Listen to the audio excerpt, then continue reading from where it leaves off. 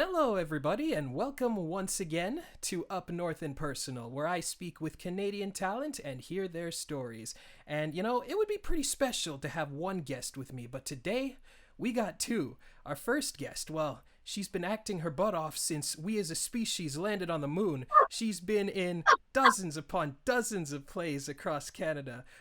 You've heard her in Western cartoons, anime, live action stuff, narration, and she also makes a mean ceramic or two. And our second guest has also dabbled in the acting world, first getting into it when he was just a little kid. And that little kid, or grown man these days, he happens to be related to our other guest. Yes, we actually have a mother-son duo here today, so it is my utmost honor to speak with Jill Frappier and Jamie Haydon-Devlin.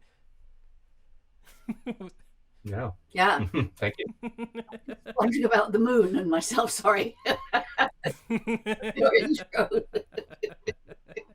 So to start things off, I just wanted to I wanted to know from both of you guys just how you got started in the world of acting and what were some of your biggest influences when you guys first got started and maybe even later on.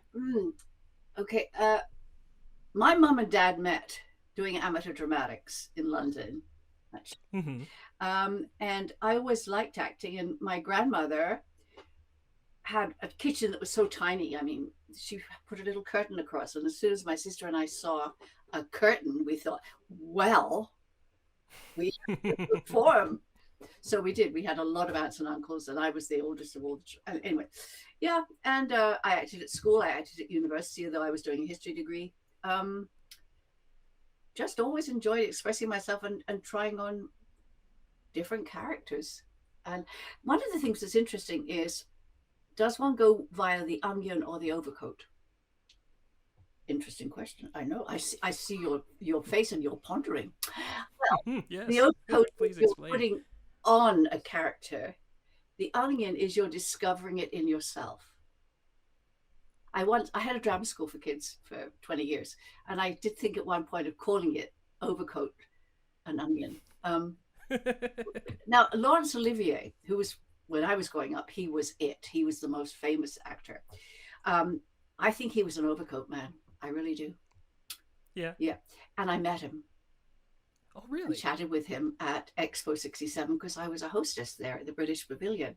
And when they said we have to entertain them, I said, I will. Anyway, so, and I met him, all right, and all the company. I was absolutely beside myself. And he showed me that if you're a good actor, your back is more interesting than everybody else's front. I went to see all the shows he was in with the National Theatre. And at one point he had a smaller part, and I just wanted to watch his back. How old are you, Jamie? How old am I? No, over to you, Jamie. Oh, over to That was a very abrupt transition. Oh, I know. I'm good at that. I'm good at that. Yeah. It was segues, but it wasn't a segue.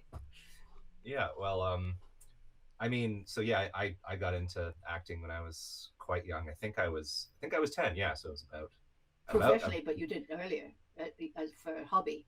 Right. But in terms of like getting an agent and actually doing professional work. And I mean, I think the term for it today that is popular is Nepo baby, where you have a parent who is in a career and established, and then you, from a very young age, are just directly exposed to what they're doing. And I like to think that it doesn't necessarily guarantee you success, but it certainly opens doors that would not be open had you not had that relationship. So that's, I think, the main reason how I was able to get into professional acting at such a young age. And I was inspired by watching my mom perform on stage in theater. And I think as a very small child, I was up on stage after performance and said to my dad, like, "Oh, don't you just want to live up here?" I know, it's so sweet. And he thought, well, no, but I think I know what that means. So yeah, a few years later, got my start professionally and started doing some on-camera stuff and voice acting. Yeah. And when you got that job, it was 28 episode narration with Susan Roman, who's Jupiter, Sailor Jupiter. Yes. He played Mother Nature, and Jamie played a little boy who asked questions. And to see him in there with these giant headphones on, and he, and what he didn't realize was he'd get at the end of the episode, there'd be a big several paragraph thing about what was your name in it? Benjamin? I think it was Matthew. So Matthew, what did you learn? Well, and he would read the whole thing with no problem. He didn't realize that was unusual. Afterwards, your favorite part of the whole thing was that you'd get a Frappuccino. Yeah, I definitely started my coffee addiction quite young, going to and fro that recording job. So, perils of the industry. Yeah. Oh, of course. Yeah. So you were with Charles Bronson when you were pretty young. That was the first thing I did, was a movie with Charles Bronson, who did all of those Death Wish movies back in. He was like an action star in the 70s. Oh yeah, and 80s. It was a big deal. Yeah. He was definitely. This was only a few years before he died. This was like a really late project for him, but and he couldn't remember his lines, so they had a slate. Somebody held up a slate with his lines. They held up giant cards for him to read. Even when it said hello, I thought, really? Okay, hello. Well, yeah. But he liked Jamie, and he gave you an autograph. And basically, you don't really get things like that on a set. You don't want to be a groupie when you're in something, which I've made that mistake several times and gone a bit hysterical with people. I've learned not to, so I don't anymore. I think you could do it now. You've earned it. So yeah. So we had the drama school, and Jamie and his dad, my husband John, I couldn't have done it without them, because whenever I needed a set built or you name it, they did it. And yeah, we did some pretty extraordinary things, especially when we did Noises Off, which has 2 levels. And the only way we could do 2 levels was to use a church hall that had a high balcony, and the doors were nowhere near where they should be on the stage. So the actors had to run very fast. And I'm amazed nobody got hurt, because it was, anyway, but we made it work. Good stuff. I also wanted to know about, this question is for, well, I guess it's for both of you, but starting off with Miss Jill, I wanted to know about your work in anime, like Keroppi, Sailor Moon, and Pekala, and I know that for the first 2 that it was done by Optimum Productions, but are there any interesting stories you recall working with Optimum? Yikes. That we could do without being sued? No, I mean, not sued, but I mean... Spill the beans, if you can. No, it was, yeah. Well, I remember when I auditioned for the role for Luna, I was actually doing a voiceover for how to make a hamburger for whatever, whatever it was. So I was in one of the sound studios, and they said, "Oh, Jill, we'd like you to come and audition for a teacher in this new thing, Sailor Moon." And I was about to read her, but I was muttering the lines under my breath, and one of the people up from LA must have heard me. She said, "Too old," and I didn't even get a chance to audition. And then the day went on, and late that night, I get a call from Nicole Tuo. Would I come in and read for Luna? Why, Serena, I came to see you, of course. Who else? A talking cat? Oh, man, I have been studying too hard. My name is Luna, and I have been searching for you for a very long time. I wasn't sure if you were the one the first time we met, but I've been watching you, and now I absolutely know that you are the Sailor Scout of the Moon. And that's when I got it. But the person who ahead of me, who I think was probably more suited to Luna at that point, just couldn't deal with the lines going across the screen. She couldn't do it fast enough. What we found was, especially people actually were particularly good who were musicians as well. There's a rhythm and a rhythm, but it's very off-putting at first when you realize it's not just how you say it, you've got to say it and hit a line at the side. Plus, what made it very difficult was that Nicole insisted that you couldn't see the script before, and that whoever wrote it in longhand. That was not really very legible. I'm happy to see you. What? And you've never seen this, so that made it a little harder. And we had different directors. I think what was hard, I don't know if it's the same with you, Jamie, but I find it really hard as an actor when it's act react to act with no one. You just do your lines and you don't know how the other person's going to do their lines. So there's no reaction to the other person. And so you tend to, I mean, I very rarely met Artemis. I've just met him so much more since we've done Comic-Cons, but I never saw him to record together. And so it's strange. But one day I came in and they said, "Oh, Jill, you have a kitten." I said, "What?" I know nothing about this. And who? They said, "Artemis." I said, "You must be joking." We're always very. I said, "I think it's with that tomcat that chased me last week."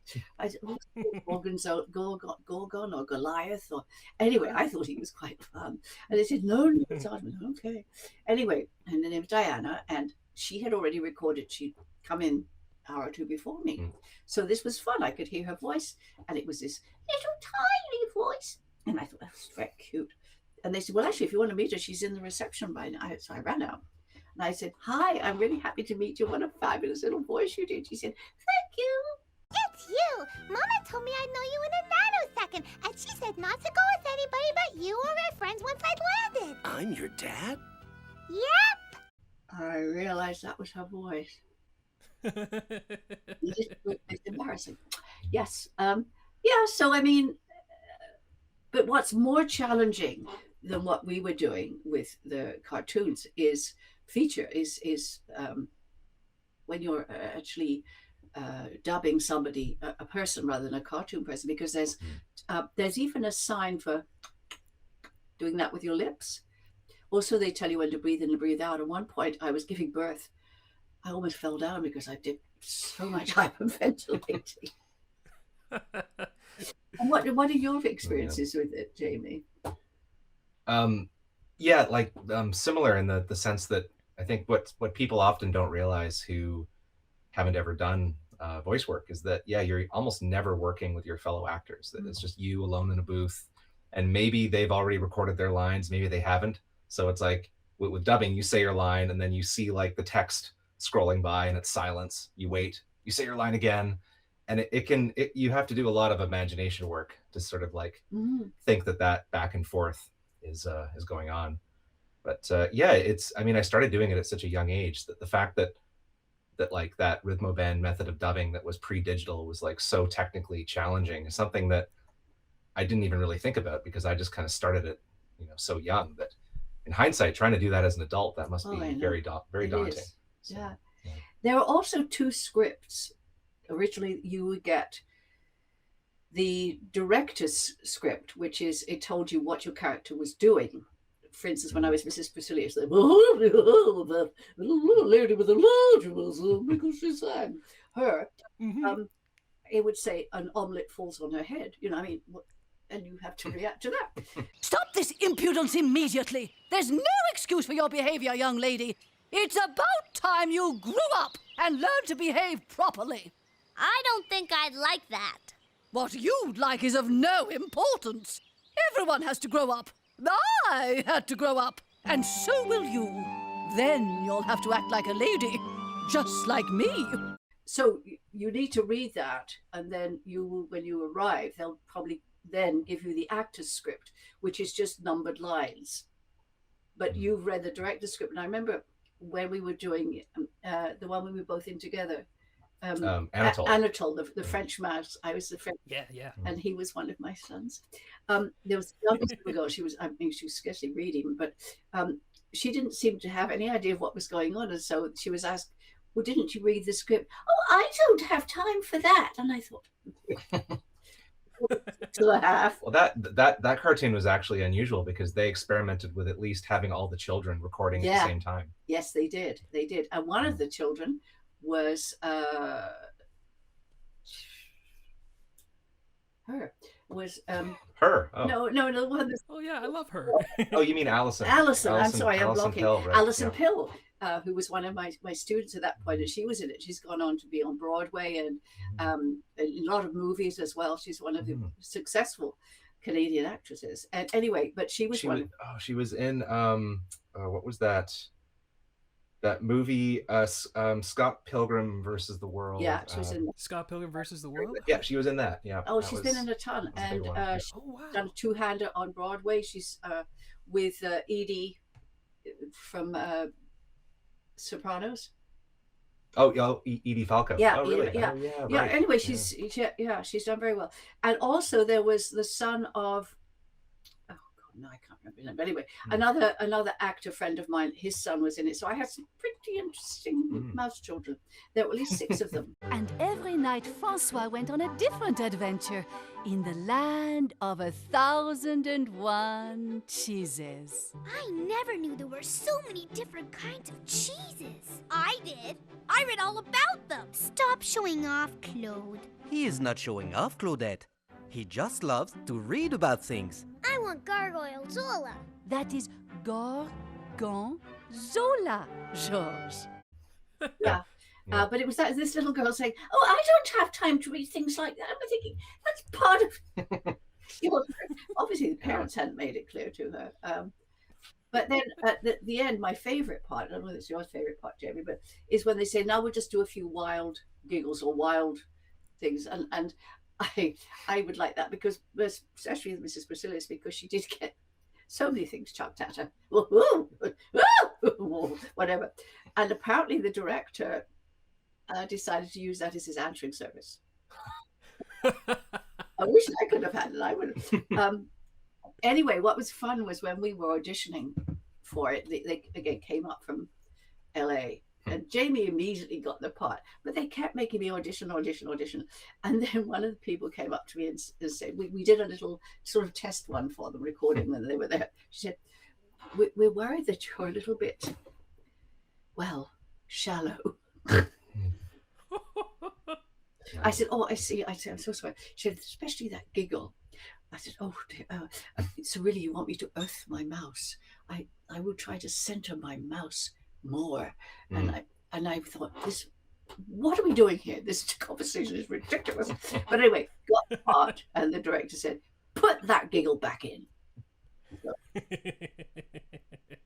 what can I say? Yeah. So that was, it was fun. It was fun to think that we were working in the same thing. Did you want to say what your direction was for crafting the voice of Luna when you initially auditioned? Oh, it was a mixture between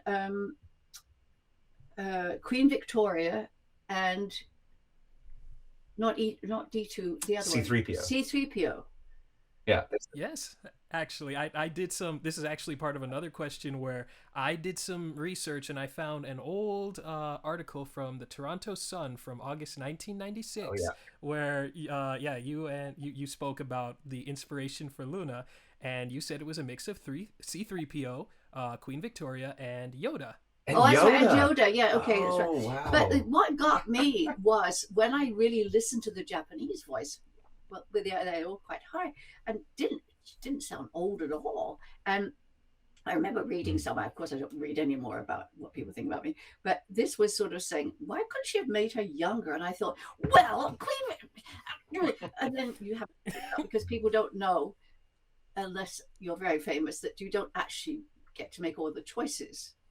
That somebody is telling you what they require. And every so often, actually, because they had me be British, whatever, there'd be a phrase, and I think, that is so not. I mean, no, but yeah, I mean, for a bit we were the the flavor of the month, weren't we? Yeah, it took off like quite quickly. Yeah.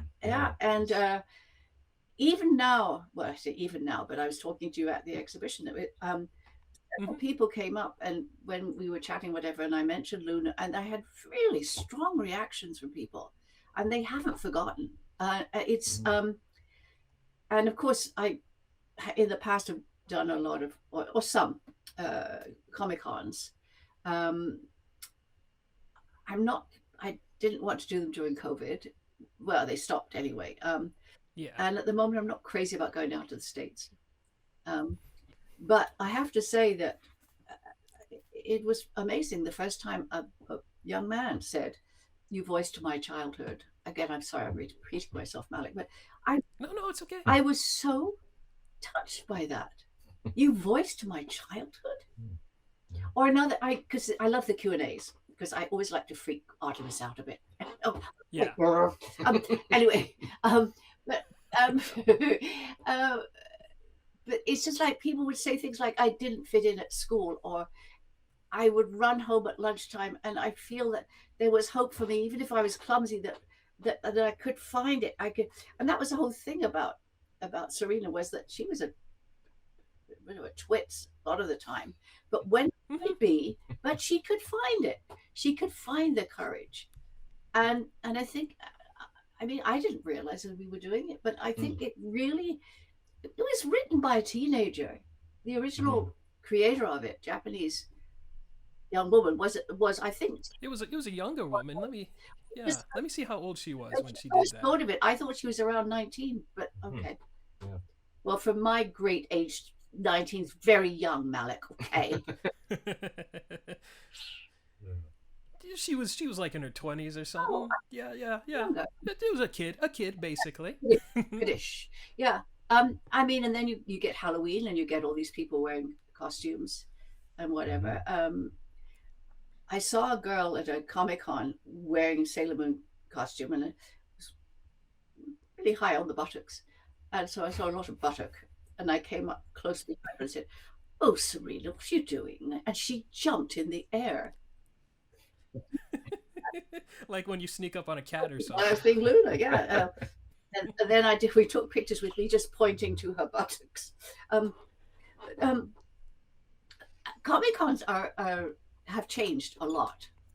I don't know how many you've been to, but I noticed they were extremely niche at first, and now they've become really a general, much more general situation where everybody finds something there. And plus, they've now got Artists Alley, or whatever they want to call it, but really talented artists there. Oh, yeah. Now, where is that picture? I have a picture somewhere of me becoming a sailor girl. Actually looked a lot better than the others. I can't find it. But yeah, I always complain. But I did say that I probably have the longest legs and longest hair. And one of the nice gentlemen in the artist area, just for me, made a picture of me in yellow as the anyway. Yeah. Oh, that's sweet. There's, I mean, without being understood, that's good. Understood, I would call it a bath of love. It's just, there's nothing negative. It's just all people happy to see you, or crying when they see you. I was a little what? But it's a gift in its sense. You spend a weekend and you sort of feel quite special and loved and appreciated in. Yeah. I think actually the first time I met you, Miss Jill, was actually at Anime North 2016. Shut up! Wow. Yeah. Just a lot of the Sailor Moon cast was there, and it was just really nice to get to meet you. And yeah, so I've been to quite a few cons in my day, and it's always nice to go and just for a weekend, just saying thank you to people who have been, instrumental in how they've shaped me as a person in terms of like my interests and what I like and other things, what I like to do and careers and things like that. So it's always nice. But Jamie, have you been to any conventions for stuff? I think I actually went along to one like way back in the early days, in like the early 2000s, when I think maybe like one of the first ones you ever went to. And I can barely remember it, but I remember that I think I remember like you saying that you just didn't know what to expect, and that it was like a complete, because it was such a new world. Yeah, I'd never been to one. No, I agree. And it's and they got bigger and bigger, and you know what? I had an interesting experience in Calgary. There were some people from the Japanese embassy, though I hardly think you'd have a Japanese embassy in Calgary, but anyway, whatever, for Japanese something. And they had this creature. It looked like a seal. And I went, you know how you do with something fluffy? I stroked it and it went. That's a very seductive sort of seal. Anyway, it was one of their animated creatures that were thousands, and they are used for, say, people who are stuck at home or disabled, or they need companionship, but they might not be able to look after a dog. So they this, but it was the fact that it just had this long eyelashes, and it seemed to be vaguely coming on to me. And anyway, that was just another interesting thing. Comic-Con. Yeah. So you never. The other thing at a Comic-Con is the costumes and makeup are fantastic. Yeah. Oh my gosh. Some of the dresses I've seen, and I've asked people where they've said they sent away actually to Japan for the dresses. They got them online, and and the makeup jobs. Whoa. So I mean, it is, if you want to talk about like participation theater, this is participation theater in a big way. Mm-hmm. And there was one woman who came to see us in Calgary. I remember we were there 4 days, I think. She came every one of the 4 days, and I didn't recognize her each time because she completely changed her outfit to some extent. I was so impressed. Wow. So coming to the Comic-Con and coming to the hotel meant that she had, hanger after hanger of different costumes, and so it's a whole. And then you've got cosplay, which I don't really understand. Cosplay, tell us about it. Cosplay is basically just in like the broadest sense of it's sort of like just Halloween, sort of just really good costumes, and just like my brother is going to Anime North this year, and he's doing like a cosplay of a character from an anime, and it's basic. Yeah, it's sometimes, again, it can be insane when you want to really commit to like, this is what the character wore in this specific episode, and I have to find this tuxedo of this certain shade and this tie that's green because this is what I'm going for. And he paints like a suit. The character also has a suitcase, and he paints it in a certain way. It's like really, really expensive Halloween that I feel like is more, what's the word? I don't want to say it pays for itself, but you can like bust that out more often than Halloween if you go to like conventions. But I thought you actually acted out scenes and adventures or conflict. And when they say we're cosplaying outside, I always thought it meant they were actually. Oh, you're thinking of LARPing. Doing it. Yes, LARPing. I was like, should I say LARPing? But you already knew, Jamie. Thank you. Oh yeah, I used to live in Montreal, and every Sunday by the big mountain. In the park, there'd be these guys that would dress up in full medieval gear with like giant foam swords, and they'd have these like dozens of people battles, and it was I couldn't believe what I was seeing. I didn't understand it at first, and then I later learned what this was, and that I don't know if that's still a thing, but it was back in the early 2000s in Montreal. So yeah. But a few months ago, John and I were at the Metro near St. Lawrence Market, and there was a big coastal, sort of strong-looking man, way over 6 foot, and he looked at me a couple of times, and I thought, oh, it's just because no, I didn't. Anyway, and then finally he came up. He said, "You probably don't recognize me because I'm usually wearing a dress." And I thought, okay. And then I remembered he always dresses up as Sailor Moon at Comic-Cons. Oh. And it always looks so funny because he's brawny, and anyway, so it's great. And as soon as he says that, I said, I recognize you now, but I've only ever seen you in a Sailor Moon costume. So that was, life is, but the oddest people, I say odd, but people I don't expect to remember Sailor Moon or to be excited are, because it was their childhood, because the people that we see at Comic-Cons, or I see at Comic-Cons, are definitely not children. Right, of course. They are the adults who were children when it was on. Yeah, it was a long time ago. Yeah, I have not seen the new one, and I'm sure it's great, but I just can't bear to hear somebody else play my part. I know that's really selfish and small-minded of me, but I don't want to. And I did say one naughty thing, actually. I said, we're a bit like classic Coke. Oh, yeah, well, there's no misinterpreting that. Yeah. No, but I said never having listened to it, so that's very unfair of me. Right. But then I am. I mean, you have to know yourself.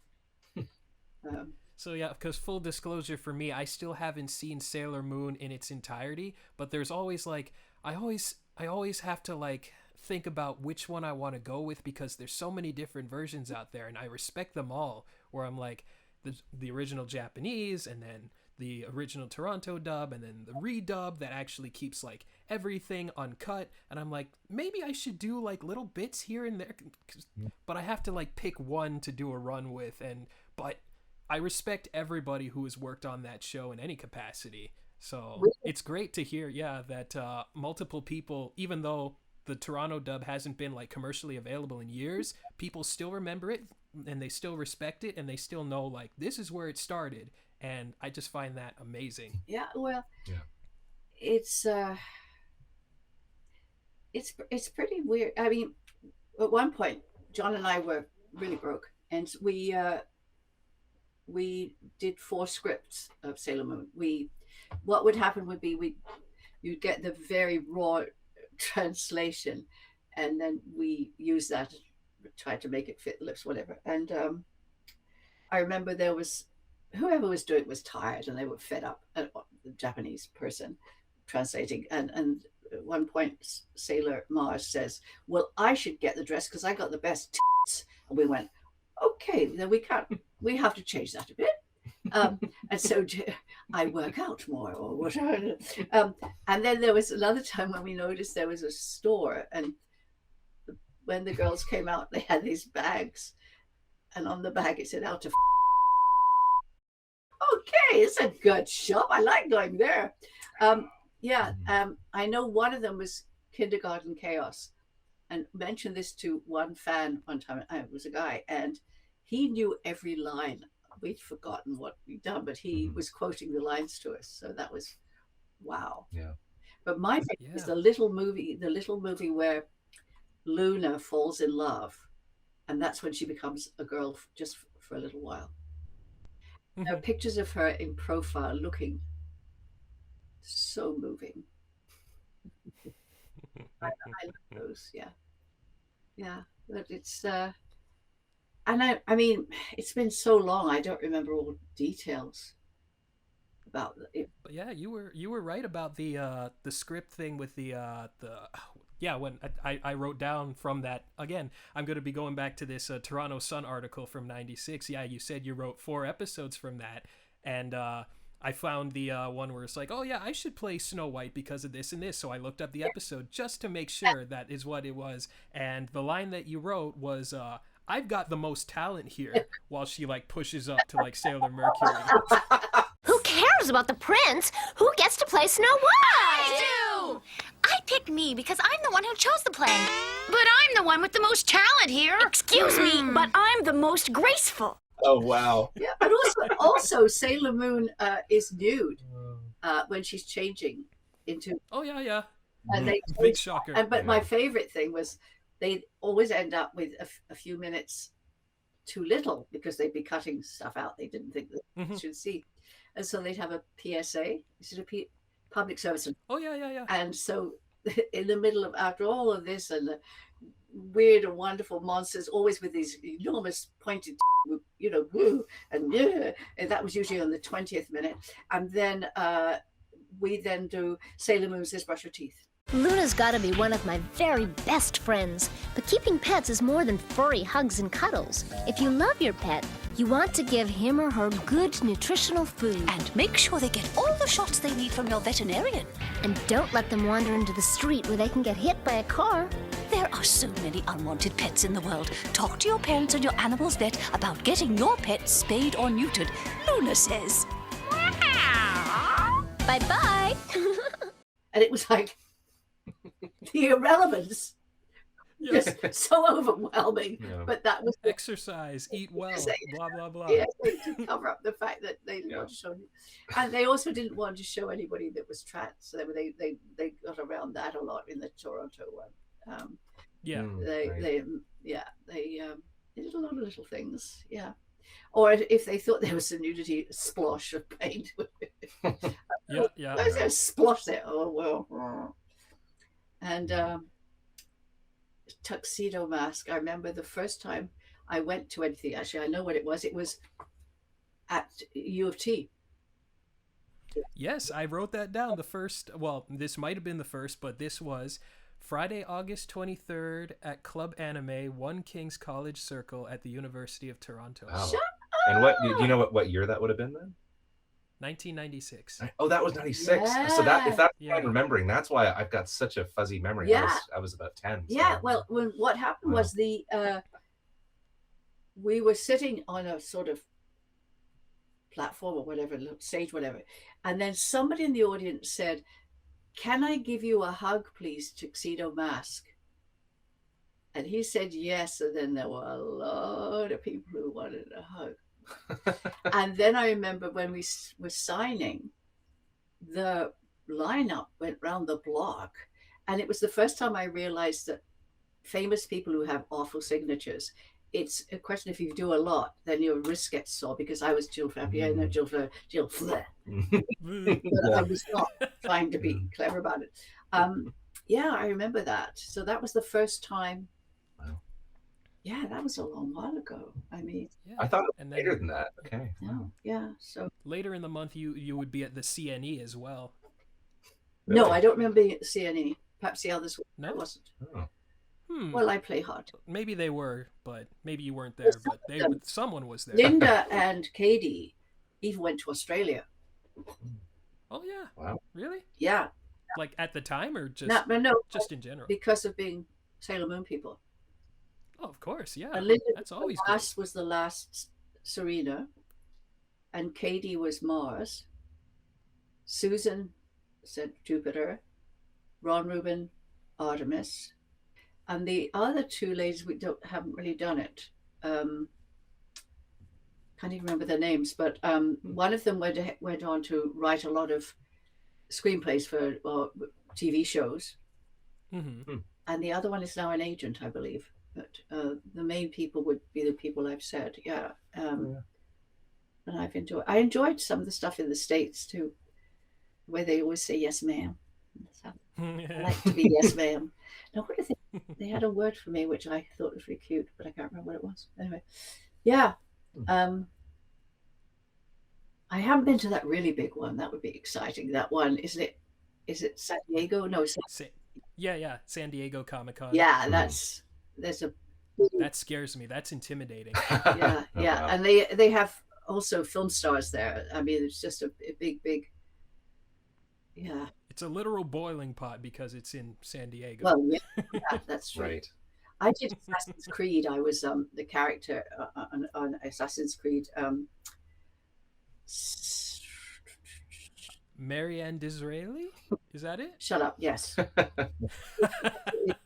Oh, Desmond and Mr. Fry, I'd like you to meet... Oh, I'm sorry, I didn't catch your name. John the Tosser. I think we better get you home. Right you are, Mr. Fry. Come along, Desmond. I always want to say Cynosure, but it's not. Syndicate. Sorry. So it's Assassin's Creed Syndicate, and I played the wife of the Prime Minister, Benjamin Disraeli. Yeah. And when I got the part, I thought I was going to be in a historic movie for schools, and I did my research about my character. And then when I went to Ubisoft, I had to have a password to get in, and then whatever. And I'm sitting there, and they provided breakfast, whatever. And there's all these intense young men. And I said, "Oh, my husband was watching this TV show last night. So much blood, so much violence." I said, why is it? I don't see the point of all this blood." And then one of them looked at me and he said, "Do you know what you're in?" I said, "Yes, a video for schools. It's a historic video for schools." He said, "No, it's not. It's Assassin's Creed." And I said, "Oh, really? And what do they do?" And then my character says that she wants to see how the poor people live, and they take her down to East End of London. And one point she's with all these semi-crooks, and they've all got father or mother issues, and she's trying to solve all the problems. And then they give her a beer. "Oh, is this a beer? Oh, how lovely. Stop. I'm just about to drink it." And the director says, "Stop." He said, "You'll explode." And I said, "Hardly.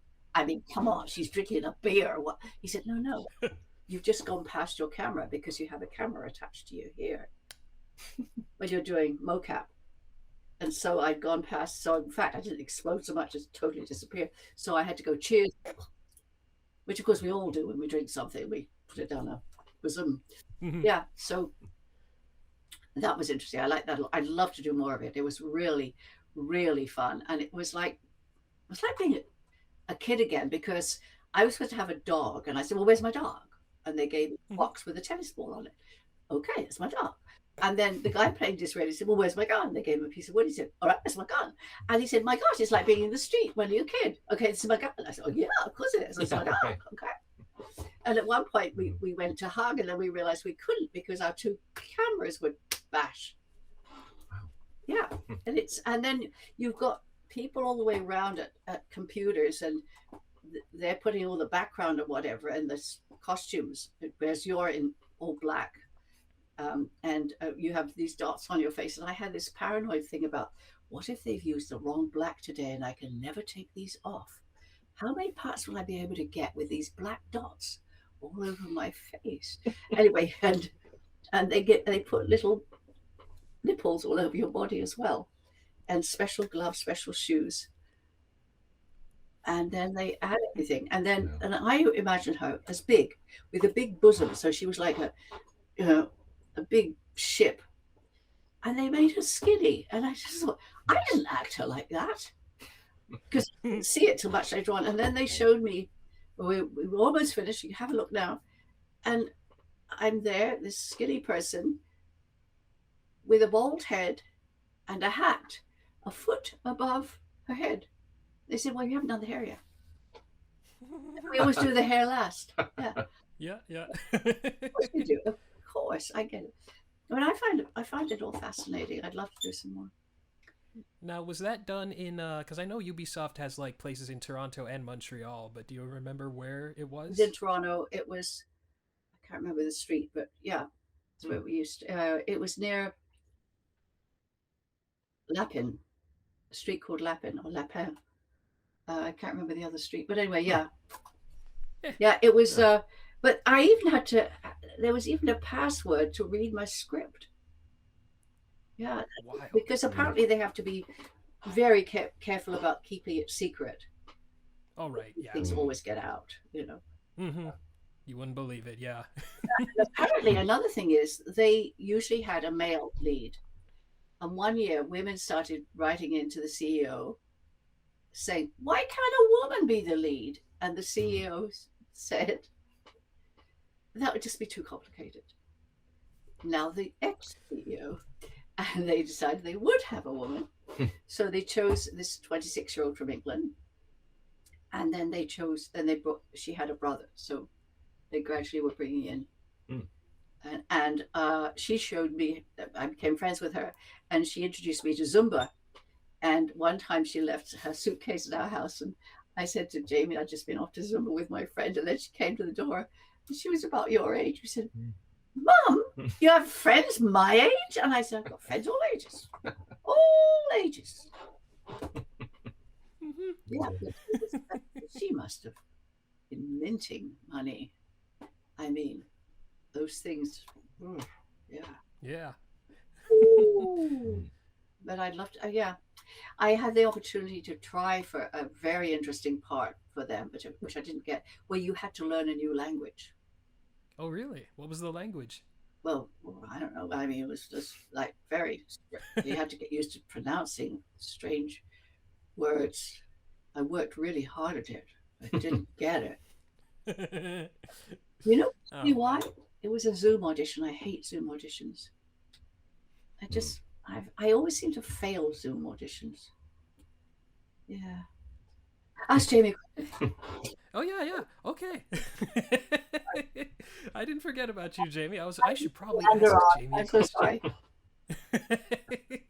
So this one is technically for the both of you because Miss Jill, she asked me about, like, you should talk about the time we were both on YTV. And I searched high and low for this. I couldn't find it, so I'm going to have to go off of you guys' recollection of what it was like being in the zone on YTV back in 96. On my phone right now. Yeah. I mean, you probably don't want to play it off your phone. But yeah, it was... we have it because we recorded it on VHS when it originally aired.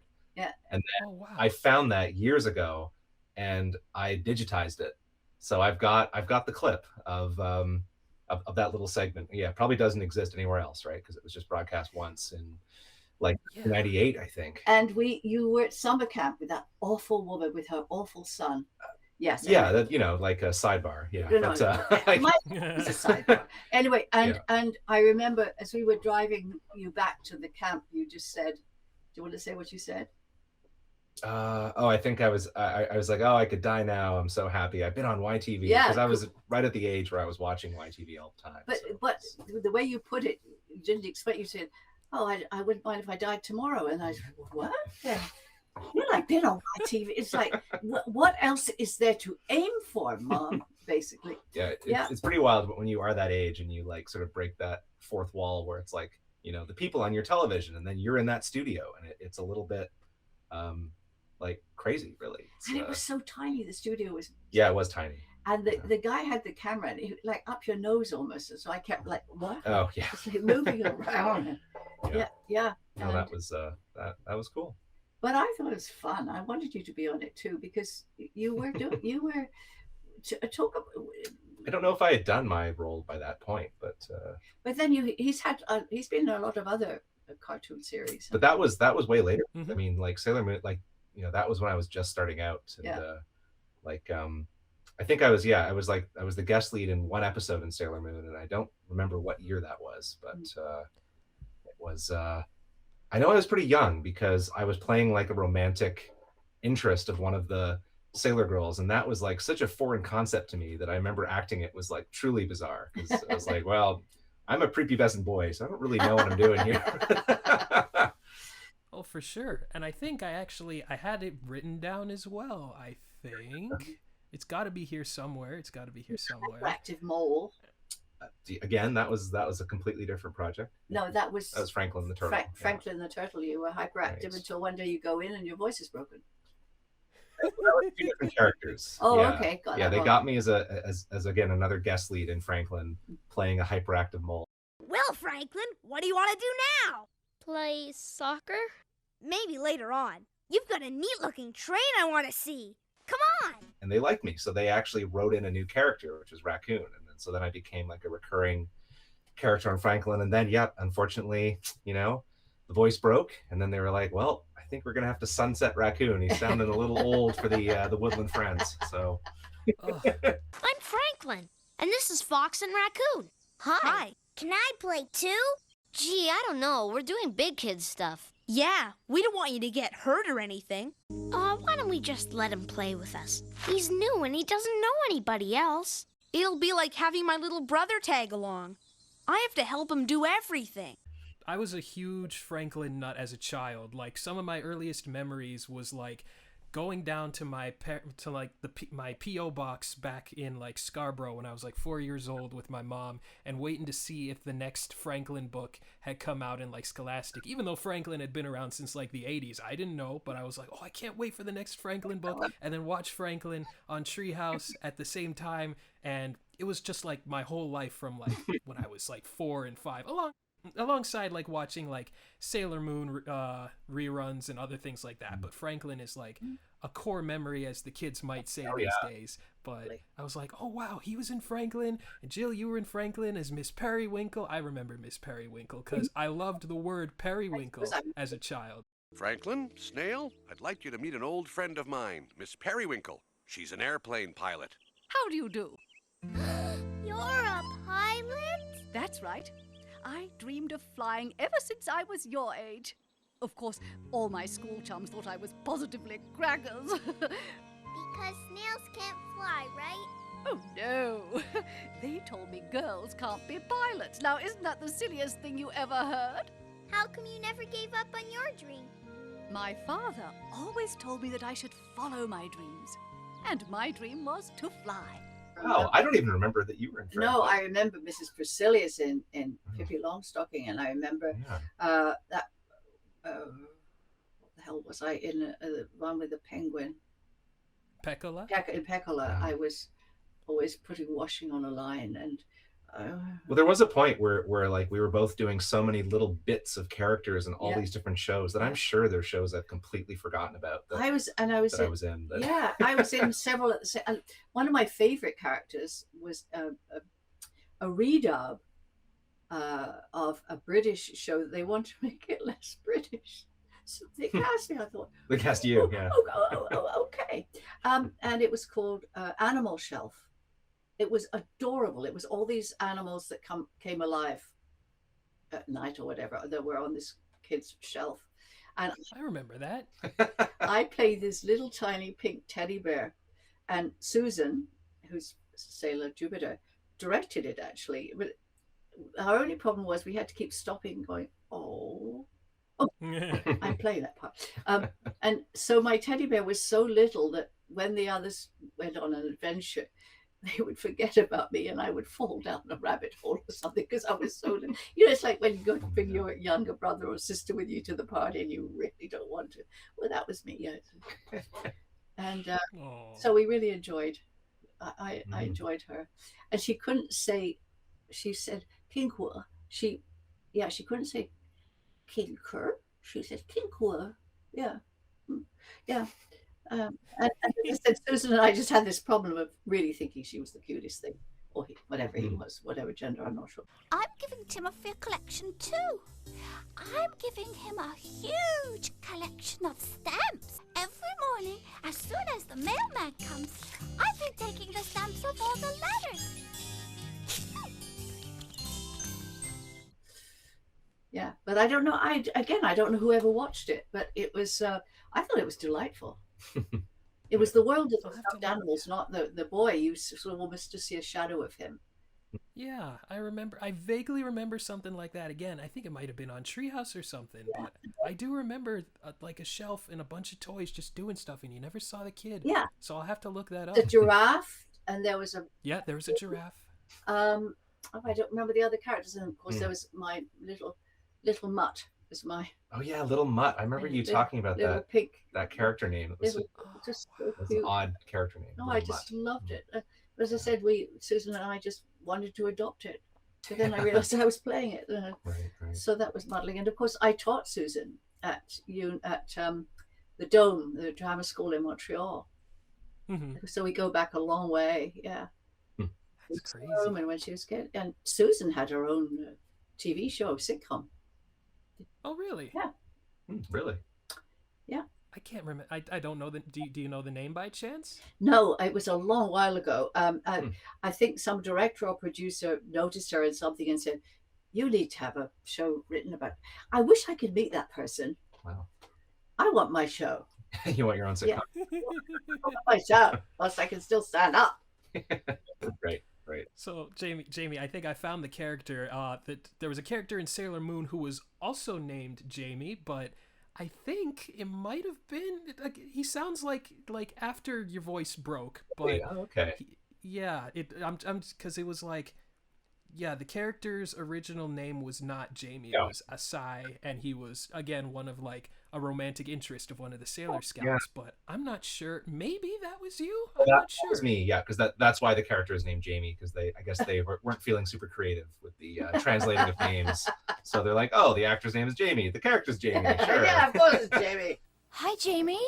Hi, Mina. So, Jamie, you still play for the volleyball league? I'll play with the league until summer because I want to help the team in the finals, but I'll be preparing for my high school exam at the same time. Why did you stop playing volleyball after you came back from England? I remember the way you intercepted the ball was amazing. Can't believe a player like you would stop. Well, in fact, I didn't really want to, but life got in the way.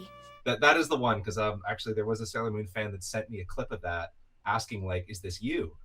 And I listened to this clip and I was like, oh, wow, yeah, that is definitely me. And I played it to a few other people and everyone was like, yep, that's you. That's you. And because I had this vague memory that I was in Sailor Moon, but I couldn't quite remember because it was so long ago. I was so young.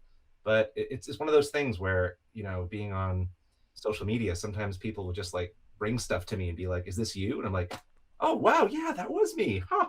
Did I do that? Yeah. There's so much stuff that's just out there that no, I agree. Yeah. Yeah.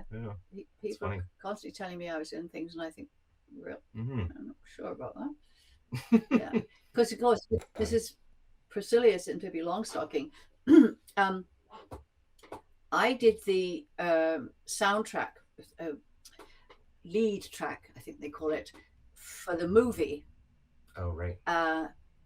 Like scratch dialogue? Yeah, and then they said, but we have to have somebody famous. So Catherine O'Hara played it, but she actually, I created it for her, if you see what I mean. I remember that, yeah. There's a little girl named Pippi living at Villa Villacula, and she's living there all by herself. It's simply unacceptable. Something must be done. Perhaps you should call the welfare authorities. She's living alone, unsupervised, and she's got all that money lying around. The child is in danger. She doesn't even have the sense to lock her door. And then they came back to me and said, oh, by the way, we'd love to have you for the series. Yeah, right. so that no, and I so that's great. So you originated the character of Miss Priscillius. She was fabulous. I mean, of course, nothing wrong with her. She was great. But it always hurts when people say, but you're not famous. But I don't know, in Canada, who is famous? I mean, I know, right? You guys are pretty famous to me. I'm speaking with royalty here.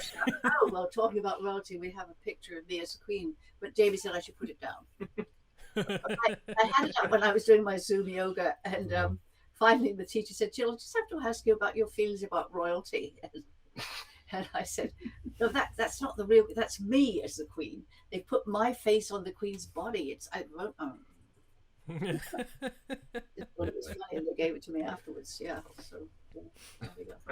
But another question, or just a compliment for Jamie, because I was looking at other stuff that you did as well, and there was a character in Beyblade named Tala, and that was one that I remember clear as day, because I remember watching the original series of Beyblade like week after week, and when it got to the finale, when they were doing their thing, I couldn't remember like a time where I was like on the edge of my seat, and I was like, this is everything that we've been building up to this entire series. And that was like, that might have been one of the first times I had ever been like super excited about like seeing like what is going to happen next episode, what is going to happen. And I mean, I watched things like Pokemon and other things that had continuing storylines, but this was one where it felt like this is the final episode ever.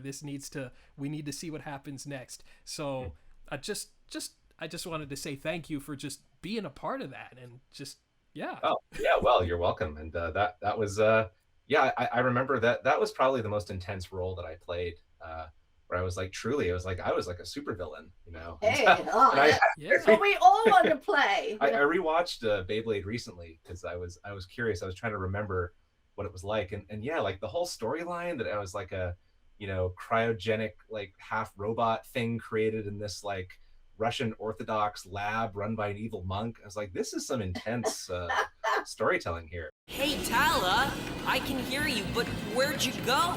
Quit wasting your breath. I'm right here. We've warped into another dimension. What? Open your eyes. When our bit beasts collided, we fractured the time-space continuum, and we were sent here to finish our battle. I must say, I'm amazed at how little you know about the power of your own bit beast. Add to that the power of mine. Yeah, this is crazy. For like a 7-year-old especially, I was like, whoa. And I was following it, and I was like, I need to see what happens next. Yeah. This is great. Really, I mean, Comic-Cons, I would have thought Beyblade would be at, I haven't been at a Comic-Con where Beyblade has been, but I have a feeling it's coming back as far as popularity or people remembering it. Well, it's a different generation, because like Beyblade, I think I did, and it was I think it was 2002 is when I recorded that original season, because then they brought back Tala later on, but it was kind of almost a different character. But so what I've noticed is that like it used to be that no one ever really brought up Beyblade, but now I've noticed that more and more people are noticing that like, hey, you were in Beyblade. Yeah.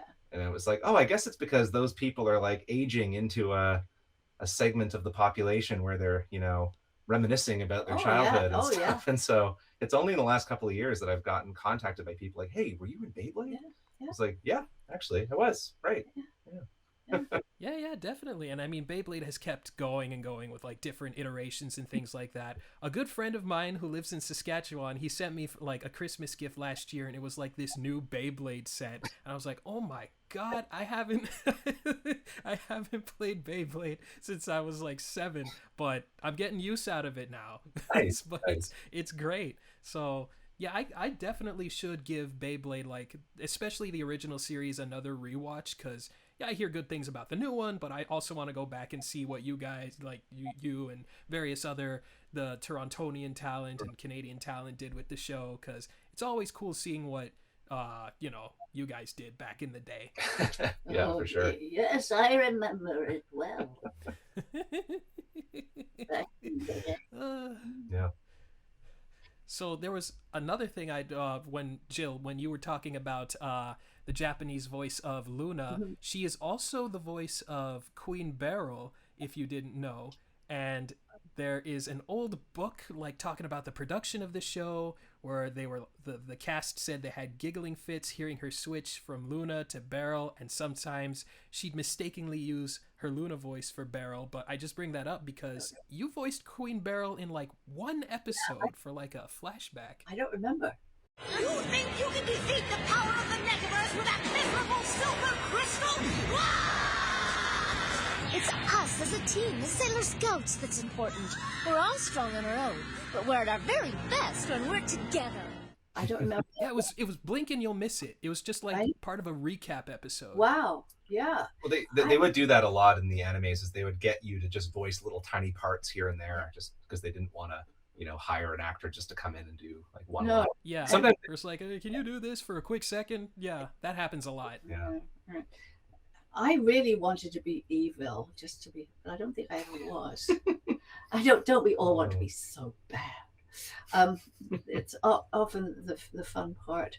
I think what's funny is when you've done many episodes, you realize certain things happened at exactly certain moments. Like, as I said, somewhere around 19 or 20 is the sort of peak of attacking, and then everything turns and it gets better or whatever. Right. Yeah, it's I really enjoyed making the noises that Luna made when she was squished or falling.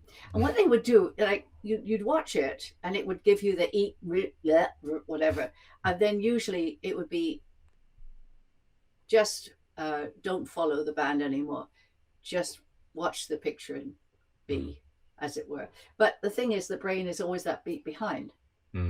As you see something, then you copy it, but you've got to get so you're seeing and copying at the same time. But it makes more sense though than trying to go do the eek. Yeah. Something like that. Yeah, something like that. Yeah. There was another you mentioned how when we were talking about that show that was redubbed from like the original UK show, but were you ever, if you remember, were you ever on a show called Bob and Margaret by chance? Yes, I was. Really? I think I was. Well, it was something to do with sex or something. No, perhaps not. No, but I remember auditioning for it. No, but I was in some weird adult cartoon. I don't. Not that it was. I know you were in The Dating Guy. That's a weird one. Well, yeah. But was that? Oh, Bob perhaps that was the one. But I think I might have auditioned for the Bob and Margaret one and not get it. I don't remember. That's weird. Yeah. Years roll by, Malik. Yeah. Years roll on by. Because I do have like if you did say yes confidently, I would have said like I have like a cell from like the show. If you remember, like this. Yeah, but I wasn't in that. No, but I love this. No. You were so lucky to have a cell. I almost had a cell of Mrs. Basilius. As I said, it's amazing how many. I was in a narration for the film board a long while ago about socialism, and about halfway through the narration, because it's hours and hours. Yeah. I thought, wouldn't it be awful if I couldn't say socialism? It's got this. Sorry, I think it's another one. Die. Anyway, no. But I also saw the movie Strange Brew just the other day because I got a recommendation from a friend of mine who he was like, dude, you got to see Strange Brew. And then I was like, oh, wait, Jill Frappier is in that one. And you got top billing in there, but you were only in there for like one scene. And I'm like, really? I mean, you got top billing as you should have, but I was like, I was expecting to see. Yeah, I did. I have more since I'm trying to remember. I do remember that they used to say, here comes Jill, both of her, because we were trying to give me bigger boobs. And that's what they'd say. And I didn't mind because it was a laugh. But it was really interesting working with the two guys, Rick Moranis and Dave Thomas. They were very close friends, so they were directing it and starring in it. But they're so different. I mean, Rick is so, and he's so totally weird. And just seeing how they, it was a very strange plot. And I got to say, the Colonel's dead and we're still eating his chicken. Yeah. Great line. I always get food in between my teeth. I'm always worried about close-ups with eating. And so I decided she was on a diet. So I just cut everything up until it was the size of a microbe. And that was fun. And of course, Lynn, oh God, I'm so bad with surnames. Lynn played my daughter. Lynn Griffin. Which I had anyway, our ages were fairly close. One that was such an incredibly pretty lady. So she was my daughter. I know. I remember when I auditioned. My character was too good to be true, too true to be good, too naughty to be good. And I thought, how do I dress for that?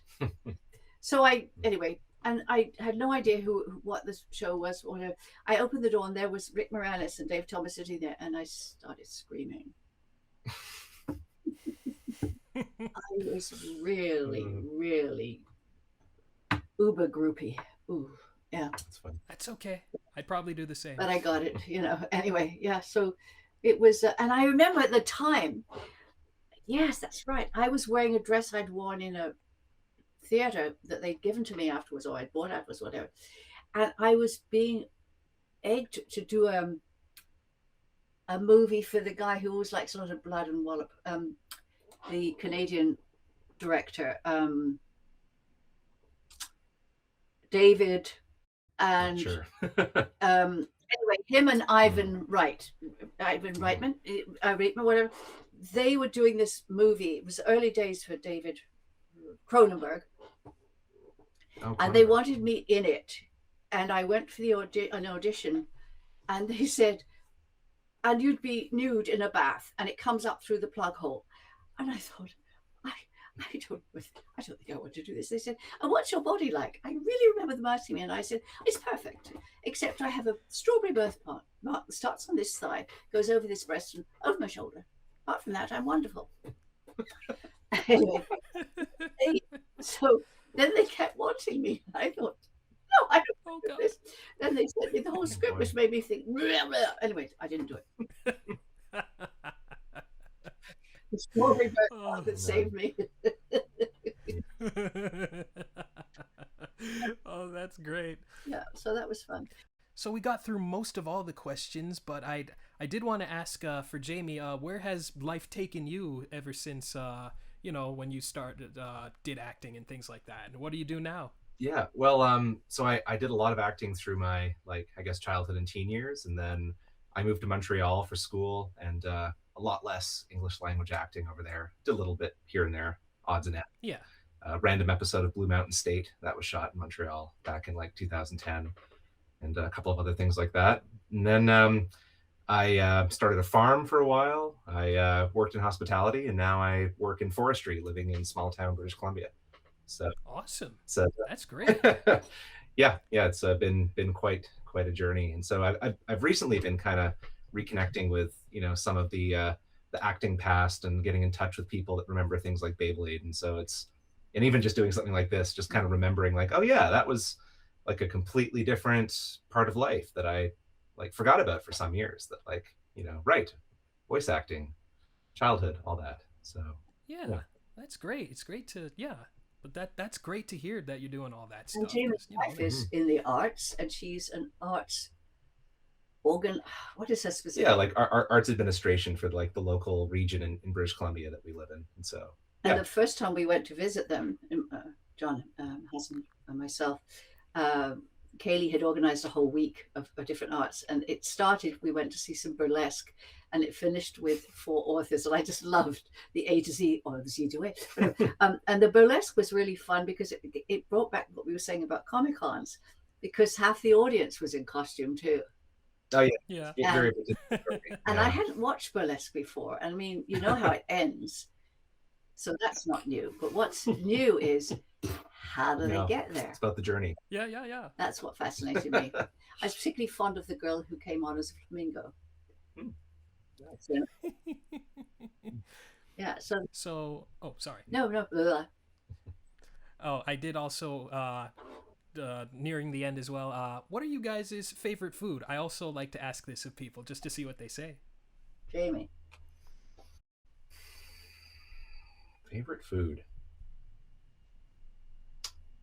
Golden curry chicken from Salad King in Toronto. Yeah. Pretty good. Yeah. Horse breakfast. Puttanesca. Yes. Yeah. That's its name. Seafood. John, it's a seafood pasta dish with anchovies. Yeah. That John used to make. Fancy. Yeah. I just love that. Yeah. I don't understand why people have this thing against anchovies or anchovies. Yeah. Yeah. Acquired taste. Yeah. Acquired taste. Yeah. Now let's see. I didn't get to speak about your work in ceramics, Miss Jill, but that's how we reconnected when I saw you at the art show. And I mean, I'll put links in the description and things like that. But I did just want to know real quick, just like when that started and how it ballooned to what you do now. Probably around 2012, 2010, somewhere around there, because I still had the drama school, Dragon Trails, because I had it for 20 years. And I found that I was doing a lot of drawing when I was directing. And it was as if my body, my mind was saying, your creativity's got to have more space again, because I always put the kids and what they were doing first. And one summer I did yoga, stained glass, and pottery, because it was just like all these things I'd been promising myself.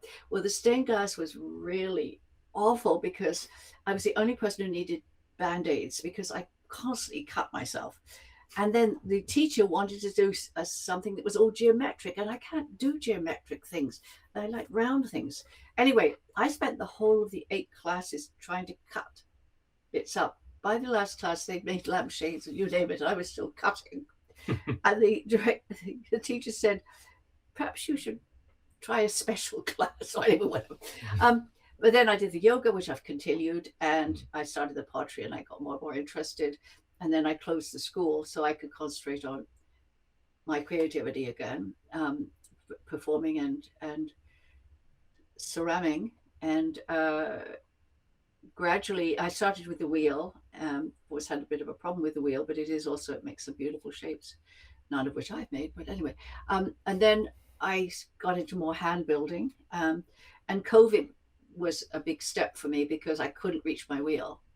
It was in this studio which they'd closed during COVID. And so I started creating things in the backyard, one of which was it looked enormous in that photo that I showed you. It looked as if it was building. It was called Dancing Queen or Joy. And that actually sold. But nice. Yeah, it was, so I sort of went off in another direction. I think, frankly, I'm ready to go in a new direction now. Not totally sure what it is, but it will include clay. I'm taking a little break since that exhibition, which was really very demanding to be 8 hours. Well, if you're me, it's 8 hours entertaining. Yeah. For some, it would be 8 hours sitting. It was 8 hours entertaining, especially when people said, no way, when I said Sailor Moon, and I said way, and that went on for ages. No way, way, no way, way, and that was lovely. Yeah, so that's where all that is, and just finished another Hallmark movie. Nice. Or Hallmark type. No, I think this really is Hallmark. Yeah. Yeah. Another love story. And I did another one earlier that was interesting. And then I was on Law and Order. Yeah. As the woman who said I slept with half the guys here. And I just listened for something else where it said she's very old, but completely out of her mind and just sleeps with everybody. So I'm wondering whether I found a new niche. Sounds like fun. I don't know. It's a bit limiting. Now, for the final question, this is an interesting. Would you guys happen to have any questions for me? Yes, I want to know what your aims are with your show and how long you've been doing it. Okay, so, well, I've been doing YouTube since 2012, where I just make videos talking about various things like a lot of video games, cartoons, and things like that. But I also decided to branch out into speaking with various actors, especially a lot from like Canada, because I realized that there are a lot of people around me who have been doing a lot in terms of like writing, animation, voiceover work, and some of them are like related to me even, or it was like, oh, my friend's dad, who I've known for like since high school, and I just wanted to find a way to just like put a spotlight on some people. Like obviously, like you guys, you don't need a spotlight because you've been everywhere and done a bunch of things, but you know, just for people who don't know these things, and I just want to be like, okay, here's some cool guys, you should hear about what they're talking about, what they've done, and I just want to, you know, turn them loose, give them just a little spotlight to talk about the stuff that they've done over the years. And a friend of mine who was also at the art exhibition, he compared me to, do you know the name Brian Linehan? Yes, I remember Brian Linehan. Yeah. I interviewed him about his show. I interviewed my friend Steve Schneer, who's made a couple of cartoons and things like that in Toronto, and he was like, you're like Brian Linehan. He said, be like Brian Linehan, you'll go far. So he was like, because Brian Linehan did his research and was like, 30 years ago, blah, blah, blah, you did this and this and this. I remember, that's one of the things I remember about his show. It was amazing. He possibly didn't do his own research. He probably had a large team doing it for him. But I just mean, it really helps. You know what's awful is when an interviewer says, well, I haven't read your book, but tell me about it, or whatever. It's Right. like... I tried to avoid that. It's good to do your homework. Yeah, there must be times it's just not been possible. But yeah, I'm impressed by what, you know more about me than I know. It's fun. And if there's any chance that you can put a bit of that other interview, it would be fun to put that. Oh yeah, absolutely. Well, if you guys want to put I know it's the stuff that you recorded a long time ago, but if you ever want to put it up there just like for history's sake or whatever, I'm sure a lot of people would love to see it. I know I would love to see it. It's fun. Maybe I will. Yeah. I think you should. I mean, it's a piece of history that no one has ever seen. That's true. Since back in the day. Yeah. But dark hair still. Oh, sorry. But Jamie, would you happen to have a question for me? No pressure, but just in case. Yeah, I guess. So you've been on YouTube since 2012, and yeah, like when I was 15.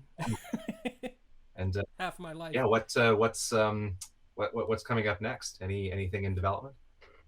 Well, let's see. So this video will be coming out, and I mean, it's going to be audio only, but I'll also be doing like an illustration for like the thumbnail as well. It'll have like you guys in there and maybe some of your characters and things like that. I just like to do that just for, you guys donating your time to me, just to show my appreciation. But in terms of other stuff, I'm sure I'm going to be interviewing quite a few other people. I got other videos talking about like more Canadian stuff as well, and some movies that I've seen, just things that pique my interest. But a lot of it has become like Canadian shows that I'd like to talk about, that I think, because a lot of people think that Canada shows are like nowhere near as good as American shows, but I'm like, there's so many good stuff out there, you just don't know about it. And I really want to talk about this stuff and share it with people, and maybe get insight with like the Bob and Margaret stuff I did. I was like, I spoke to those guys, and they were so impressed with the video that they gave me a cell from that short that won an Oscar in 95. That's how happy they were with it. So I'm like, there's a reason to do this, and I want to keep doing it for as long as I can. So that's yeah. It really is. And you know, another thing is that when people say stuff is better in the States, what they forget is the people they're admiring in the States are actually from Canada. Yeah. But the number of famous American performers at the moment who actually are Canadian. Yeah, it's and the production was done in Canada, blah blah blah, things like that. With which we do a production. Do you realize how long this last thing I did was a complete show, hour and a half, shot in 11 days? 11 or 12 days is the norm for all of the romances that you watch on TV if they're made in Canada. I mean, I think it's pretty darn amazing. Yeah, be able to do it, and that's for sure. Yeah. So let's see. So I know you guys. I know Jill, you have your Jill's Up J's website, but Jamie, do you have anywhere that anybody can follow you if they want to ask you a question or things like that? Yeah, on Instagram, TikTok, under at Jamie Haydon-Devlin, spelled exactly as it's written. Jamie. Okay. Yeah. That's pretty good. And my Jill's Up J is .ca. It used to be .com, but it's .ca because we've redone it. Yeah. It's also more Canadian sounding as well, and French as well. It rhymes. JillsObJ.ca. C'est vrai. So for the folks at home, I'm just going to say goodbye to the folks at home first. So I just want to thank everybody for listening when you listen to this, and we'll see you next time on Up North and Personal, whenever that may be.